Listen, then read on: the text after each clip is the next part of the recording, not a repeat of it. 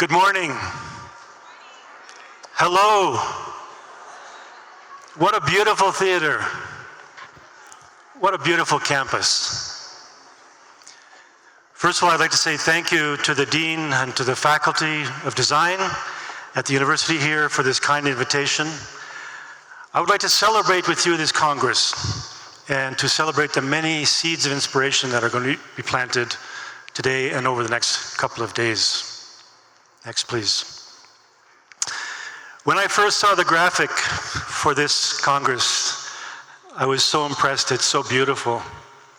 It's colorful, it's exciting, it's energetic, but it's also organized, it's balanced, it's complex. It's a perfect visual image for the kind of Congress you're going to share with us over the next few days. I added a few words. I know today I'm going to talk a little bit about human evolution and design for humanity, but over the next few days you're also going to be talking about many other things like war and migration, design for peace, design for disability. I understand in the audience today we also have industrial designers, we have fashion designers, graphic designers, media people. It's really exciting to see everybody here together. Yeah, please give yourself some applause. Why not? Please. Yeah. Thanks.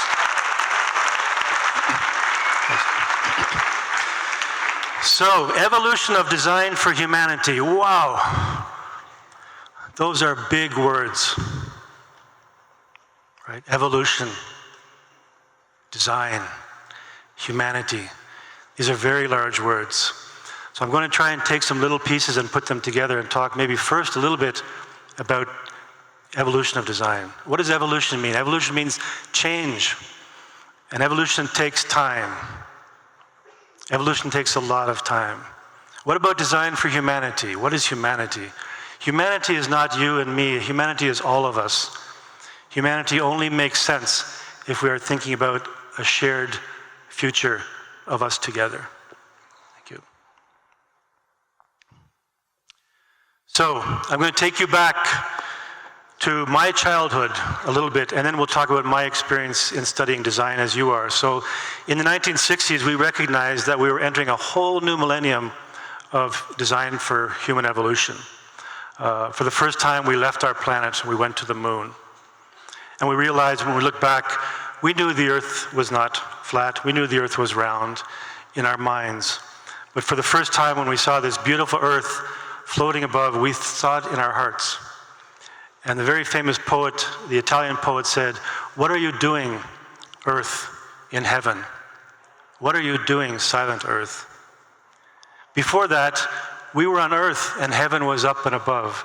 Now suddenly everything was reversed and Earth was in heaven. Earth was a special place in heaven, and we saw for the first time that we needed to protect it, take care of it, and we are all together on this planet of Earth.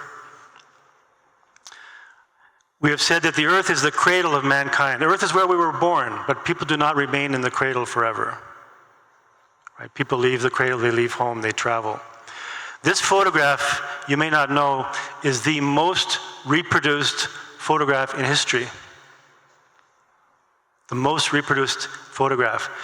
I'm not sure if you know, but there is only one photograph in existence of the whole Earth seen at one time. Only one. It was on the last Apollo mission coming back from the moon. Harrison Schmitt took this photograph, a handheld photograph, and it was the perfect sphere. If you see other pictures, you see many parts of the Earth. If you ever see the whole Earth, it's been put together with composite images. This is the only one in existence. And until we go back, we'll never see this again. You can recognize it because you will see at the bottom the tip of Africa and the clouds over Antarctica. Next, please. So, I was a student like you. I was doing my Master of Design at Pratt Institute in New York. And I was excited by what was happening in the space industry.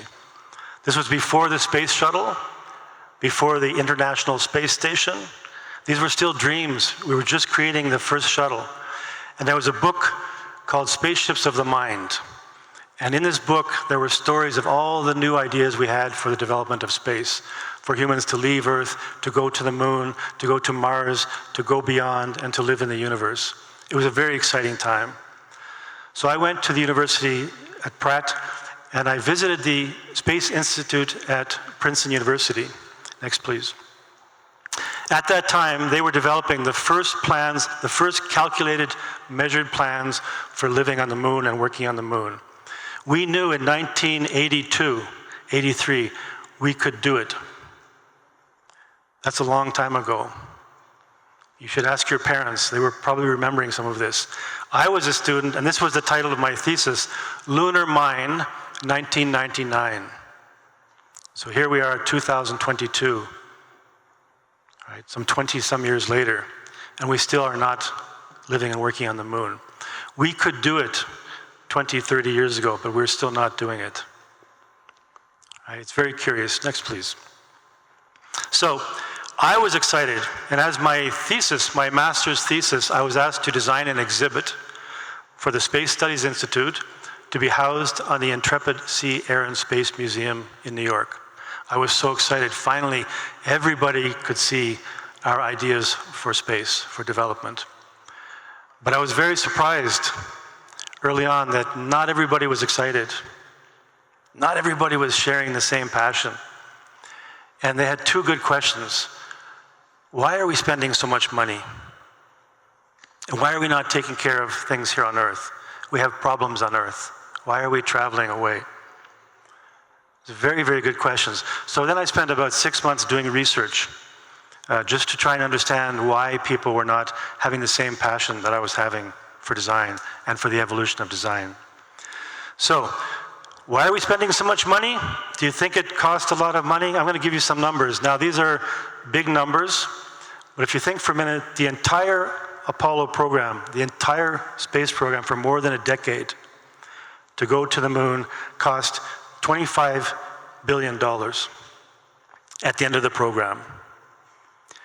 In 2016, that same money was $107 billion. So the whole space program was $107 billion for a decade of science, research, exploration, humanity. In 1 year, the same year, in 2016, in 1 year, in one country, they spent $62 billion on cosmetics and $33 billion on golf memberships, which was almost the same, 95.8 billion. I don't mind cosmetics, I don't mind playing a little golf, but when you think about the comparative relevance, you can have cosmetics and golf for 1 year in one country, or you can have the entire space program for the humanities evolution. So are we spending a lot of money? I don't think so. And I think today you also need to think about this. We look at things in very small, isolated ways, and when you start to look at things comparatively, you see we're making choices every day. And when we see them all together, suddenly the choices become a little bit easier. Next. Why are we not taking care of problems here on Earth first? We are. In fact, you might not know, but very much a lot of the work we're doing to save the planet Earth, looking at our water conservation, weather patterns, degradation of the environment, all of this is being done from space. We need to be in space to see the Earth and to protect the Earth, in combination with the scientists who are doing the same things here on Earth. Next. In fact, our spaceborne platforms work very close in coordination with scientists doing other similar studies here on Earth. So why are we spending so much money? I don't think we're spending so much money. Why are we not taking care of the Earth? I think we're trying to. But why are we not succeeding? Why are we not succeeding? Let me give you a couple of numbers just very quickly of some of the situations we're dealing with on Earth. One of them is population. I spent 10 years in Tokyo, at the University of Tokyo, doing research on housing and small-scale living environments. Right now, the overall density in Tokyo is about 5,400 people per square kilometer. In central Tokyo, it's 20,000 people. So can you imagine 1 kilometer and 1 kilometer, 1 square kilometer, you have 20,000 people. I looked at the numbers last night. It's very similar if you look at Mexico City. In 1990, it was 5,500, and in 2020, 6,200. Very similar, as you see, to the numbers that we have in Tokyo, in terms of the average density overall. Next. We have known for a long time that we're having a severe impact on our planet. You know that today, even children tell stories and do drawings and think about this. There's nothing new about this. Why have we been working for so long and we're still not accomplishing everything we need to accomplish? Next. We've made great progress on local levels. We've tried so many things, better lifestyles, better gardening, more recycling, more reusability, sustainability. But why have we failed completely, and what have we learned? I have something I really want to share with you today. Next slide. This is really quite important. We dream faster than we build, and then we build faster than we accept. What does that mean? I know I'm talking to a room full of designers, so you're all dreamers. To design is to dream, and then to design is to decide. But to design is to dream. So I'm speaking to dreamers, but not everybody is a dreamer. When you think about your designing, you have a new idea for fashion, for products, for a future environment. First you have the dream, and it takes some time before you can build it. It might take 10, 20 years before you can build this dream. So it takes time between dreaming and building, but then it takes time to accept after you've built it. And not you, but all of us, society. This is where the challenge is. You are at the front end. You are at the dreaming end. And you have to realize that the rest of humanity is somewhere along that continuum. Somewhere along there, we all live together. And so as dreamers at the front end, you need to realize it takes time before you can build your dream, and then it takes a long time before you can accept your dream. There are many examples you can think of. And this applies to any large-scale, interdisciplinary, complex problem. It could be energy, weather, electric cars, healthcare, the future of taking care of people we love. These are very complex things. These are very big images. You think about how long have we dreamed of electric cars? A long time. It took us a long time to start to build them. Now we have some, but still we don't accept them entirely. And you can say the same thing about solar power. You can say the same thing about genetic engineering. You can say the same thing about modern healthcare, AR, VR, all of it. So the time from dreaming to the time from accepting is the thing we have to think about, the challenge we have to think about. And the reason is that humanity, all of us, are very collaborative, comprehensive, complex, right? Very complex and connected. That only if we work together, our future depends on us working together. So I'm going to say a few words now, a little bit about the World Design Organization, which I'm a part of. The World Design Organization has the motto to design for a better world. It was founded in 1957, originally as the International Council of Societies of Industrial Design. We now, of course, work with disciplines, all the disciplines connected to industrial design, all the many types of design that are connected, UI, UX, graphics, environments, all of it, architecture, all of it. We're all connected in design together. I want to talk about a few little projects we have that might be interesting to you. I'm excited today because I'm talking to a room full of students. And to be honest, students understand. Students really understand. I was talking to your faculty last night and saying how beautiful it is to have a chance to speak to so many students. That if you open your mind and open your heart to the ideas that you're hearing from all of our guest speakers, this will do you good in your future. I guarantee you someday you'll remember, he said this, I saw her do that. These are seeds that are being planted that will bring fruit later on. So we have many, many programs. These are just a few. You can go to our website and check, but a few, our World Design Capital Program, World Design Impact Prize. But I want to talk a little bit about our interdesigns and our World Design Talks. You will be having some of those talks, I think it's tomorrow, over the next couple of days. You'll be also having design talks. Next, please. So the Interdesigns was a very interesting project, started back in '71. It's been 50 years now. We've had more than 45 Interdesigns. And these are projects where designers come from around the world together to work on a problem.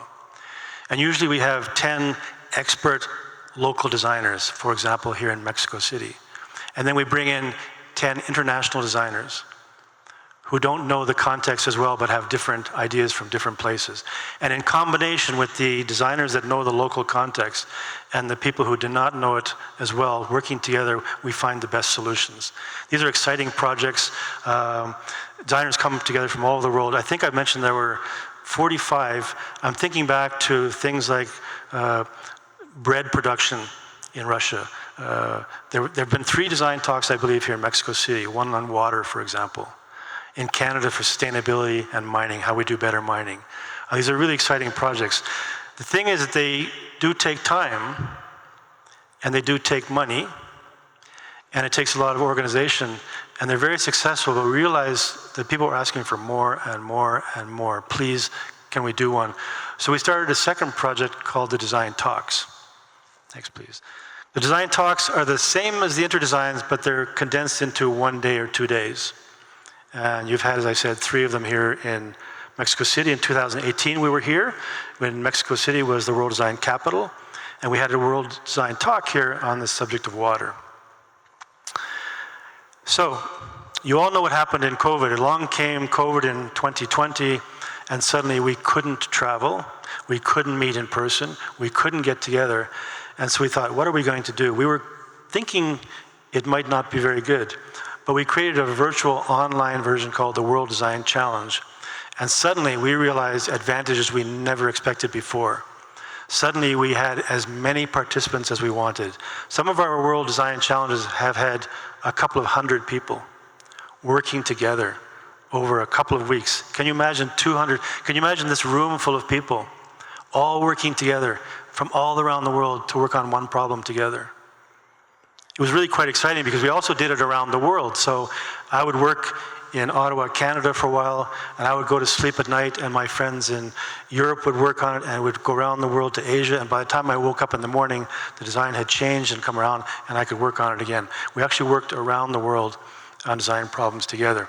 We had 4 during COVID. Just want to mention them to you. There's lots of information on the website. If you're interested, please check it out. Please contact us. I'd be happy to tell you more. The first one was looking at COVID-19 and the challenges of COVID-19 with IBM and Design for America. This was the very first one. The second one was working with Generation Equality, the UN Women. So the WDO and UN Women worked on a project called Generation Equality Asia Pacific, and the challenge was to look at violence against women and girls. We looked at the design of transportation systems, communication systems, street furniture, educational systems. How could we do better with the UN Women, as one example? Next, please. We also did a project with the International Space Station National Laboratory, designing in space for life on Earth.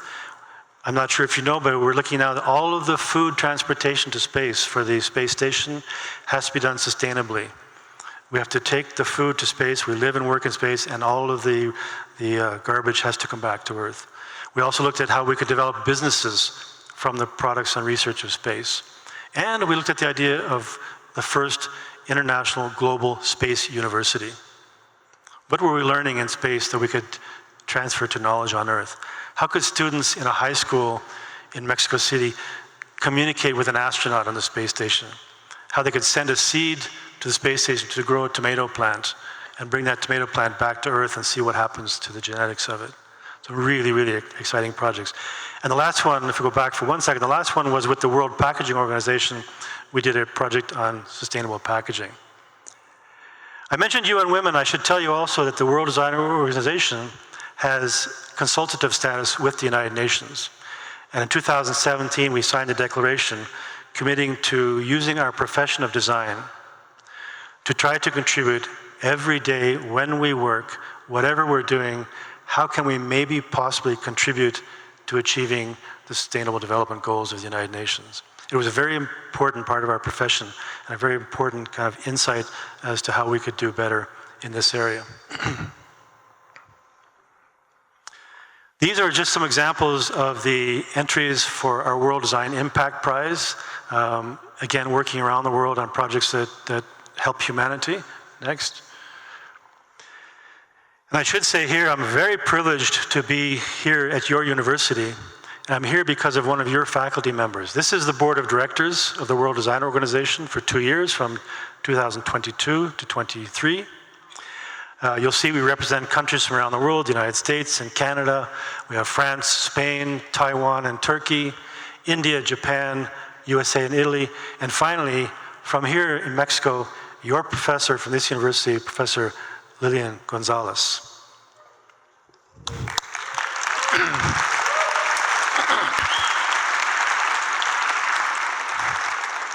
She is playing a key role between translating from what we do at the World Design Organization to what you're doing as a design student, and vice versa. Through your professors, you have contact through us. Through your professors, you have participation in our projects. Through your professor, you can join in our design talks. You can join in our World Design Challenges. So this is a huge opportunity for you in this university today. Very quickly, we have almost 200 members from around the world, from all over the regions. You can go to the website, click on any region in the world, and you can find the contact information for our members and our membership. We are a global community that promotes a spirit of open collaboration among multiple disciplines. You'll see here on this chart, it's at 180. We're almost 200 now members, but we have a whole range of members. These are not just educational institutions. We have companies, Bombardier, Braun, Tupperware. We have major corporations around the world. We have design promotion associations, the Korea Industrial Design Promotion Agency, the Japan Design Promotion Agency, the Turkish Design Promotion Agency. We also have professional members, designers, practitioners that run design offices. But you'll see here that 80 members, and a little more now, almost half of the members are educational institutions, universities like yours. So we have a great influence in this world of the World Design Organization. You as students and you as educators, as faculty members, can have a considerable influence. I want to point out that as part of our mandate, we started just 2 General Assemblies ago, in 2019, we brought back the Research and Education Forum. The unique thing about our educational forums is that we are not designers talking to designers. We are designers talking to professionals. We are designers talking to corporations. We are designers talking to promotion agencies. Right? It's a very different experience. It's about preparing yourselves and young people like yourself for the worlds that you will enter. Will you be an entrepreneur? Will you start your own company? Will you join a big national company? Will you promote design? Will you work in a museum, in a gallery? Will you sell design? So all of these are coming together in one research and education forum. This was in 2019. In 2021, we held it in Montreal. It was called Design Beyond Imagination. And our next one will be in 2023, next year, October, in Tokyo, Japan. Keep your eyes open. Do your research. If you have interesting design projects, you have interesting papers you've written, please consider submitting them. We would love to see your work at the next Research and Education Design Forum. So I want to end with a couple of photographs I've taken from your website. This top photograph I just took, if you don't mind, as an example from your website a couple of days ago. I saw this photograph and I was very moved. I thought it was a beautiful image. It gave me a sense of who you are. It gave me a sense of passion. It gave me a sense of the future. But then I realized it's very interesting because I have almost the same photograph of my students. So the lower photograph, those are my students. And you see how much you have in common? They have not met you. I wish they could. You have not met them. I wish you could. But I see by looking at you and looking at your work how much you have in common. It's a really beautiful thing. This could be done anywhere. Next, please. You'll see, for example, the same thing. Yeah, same thing. We have the same photograph from India, the same photograph from China, the same photograph from Turkey, the same photograph from Korea. No matter where you go, look around the world and you will see rooms full of people like you. People just like you, trying to do the hard things you're trying to do, trying to dream of a better future. I think the more we work together, the better we can accomplish these dreams for the future. So finally, we know that everybody wishes to contribute to their society, to their culture, to their family. Everybody does. It doesn't matter whether you're a doctor, whether you're a gardener, whether you're a bus driver. You want to contribute. You want to give something to your society. The interesting thing is that designers do their contributing by designing. And we know from experience that the more diverse we are, the more different we are, the more we share things together, the better our success will be. So I would like to end before that just by saying that the global design education, in every case, in my opinion, should seek to maximize all of these opportunities for students and students like you. So thank you, and thank you again to the university for having me here. It's a wonderful invitation. It's a beautiful place. I'm so excited to meet all of you. I hope we have time after to talk and share notes, and you can tell me what you're thinking, and you can send me a text, and I'll send you one back. All right? Can we do that? Thank you very much. It's been a pleasure to meet you. Thank you.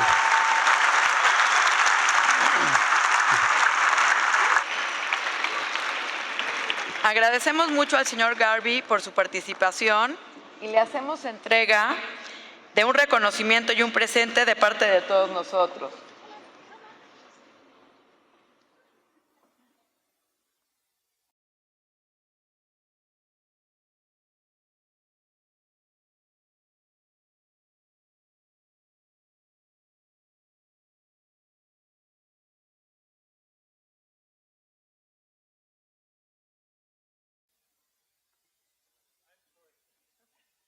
Muchas gracias. Thank you very much. That's beautiful. Yeah. Very nice. Thank you. It's really very nice. Thank you very much. Thank you. It's really been a pleasure.